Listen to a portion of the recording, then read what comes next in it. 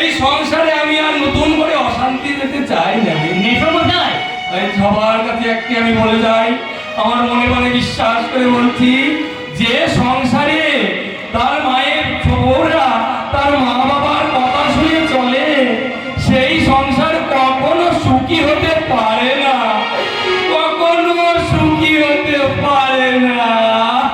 নেশমশাই,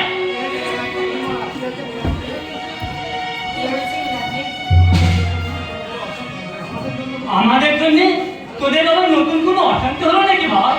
না দাদা না, তোমাদের জন্য নয়, বরং আমাদের জন্য আজ তোমাদের জীবনে চরম অশান্তি দাদা। তুমি তুমি আমাকে আমাকে তুমি ক্ষমা করো দাদা, আমাকে তুমি ক্ষমা করো।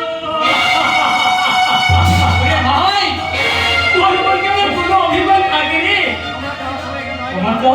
ক্ষমা চাওয়ার সময় নয় রে ভাই, ওই চাকরির মহা বিপদ, আর সেটা জানাতেই তো তোর কাছে ছুটে এসেছি রে ভাই। কাকার কি হয়েছে দাদা? তোর অনুমান ঠিক, কাকুকে ঠিকই ছিল, কাকুর করে বিক্রি করে দিয়েছে। কাকুকে ওসমান বিক্রি করে দিয়েছে। গৌতম সে নয়, গৌতম নামে একজন মুসলমান যুবক ওসমান শেখ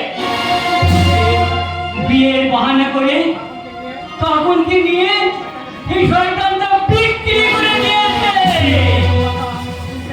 কিন্তু সব কথা তুমি জানলে কি করে দাদা? পথে আমাদের সঙ্গে রাহুলের সঙ্গে দেখা হয়েছিল, সেই আমাদের সব কথা বলল। রাহুল বেঁচে আছে? হ্যাঁ, এই রাহুল তো আমাদের ওর সব খবর দিয়েছে। বল, পুলিশের চোখে ধুলি দিয়ে পাঞ্জাবি খেতে সে লুকিয়ে আছে।